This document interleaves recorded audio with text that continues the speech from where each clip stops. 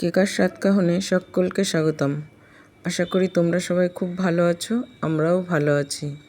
ঘরে বানিয়েছিলাম লোটে মাছ দিয়ে পাট শাক। গরম ভাতে জাস্ট অসাধারণ লাগে খেতে। একবার খেলে না বারবার মন চাইবে এইভাবেই পাট শাক করে খেতে।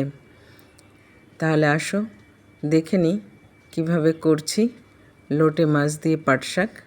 সঙ্গে থাকো। লোটে মাছ দিয়ে পাট শাক করার জন্য সবার প্রথমে লোটে মাছগুলোকে ভালো করে ধুয়ে পরিষ্কার করে তাতে নুন হলুদ মাখিয়ে 10 মিনিটের মতন রেস্টে রেখে দেব।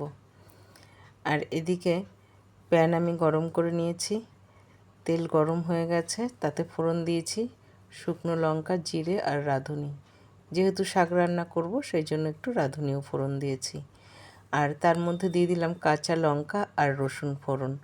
ভালো করে একটু ভেজে নিয়ে ওর মধ্যেই দিয়ে দেব লোটে মাছ, দিয়ে ঢাকা দিয়ে কিছুক্ষণ রান্না করতে থাকবো। আর এইদিকে পাট শাকগুলোকে একদম ধুয়ে পরিষ্কার করে নিয়েছি।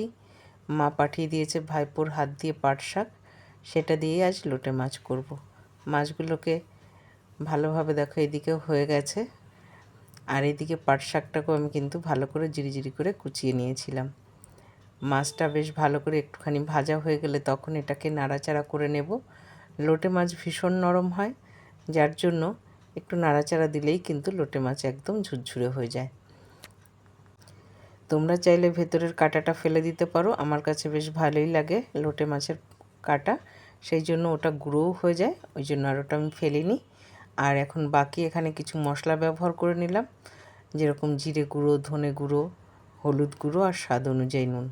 ভালো করে মিশিয়ে কিছুক্ষণ রান্না করে এর মধ্যে কুচানো পাট শাকগুলোকে দিয়ে দিয়েছি। এটাকেও এখন বেশ ভালো করে নেড়েচেড়ে রান্না করে নিতে হবে এর সঙ্গে।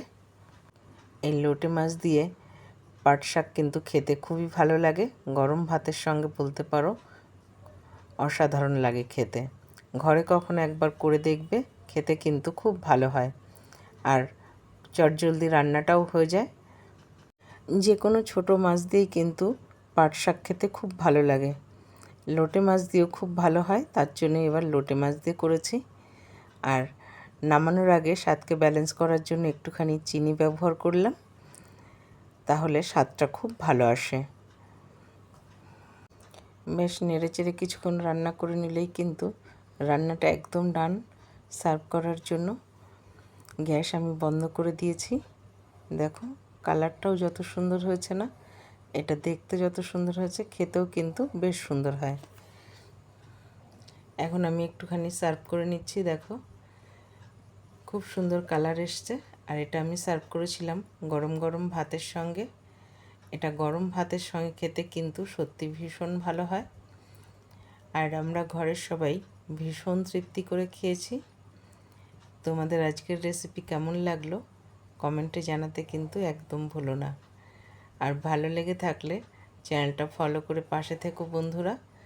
আর ইউটিউব থেকে দেখে থাকলে প্লিজ বন্ধুরা সাবস্ক্রাইব করে দিও।